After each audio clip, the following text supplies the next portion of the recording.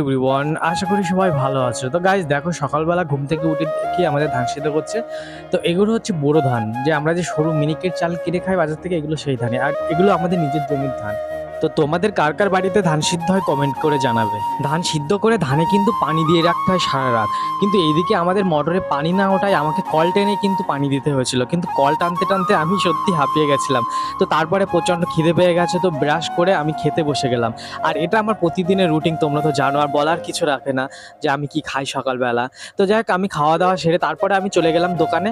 তো আমি সাইকেলে করে গেলাম দোকানে, কারণ আমার স্কুটির চাকাটা খারাপ হয়ে গেছে। তো একটা নতুন চাকা কিনতে হবে, তো এই কারণে আমি সাইকেলে করে দোকানে যাচ্ছি।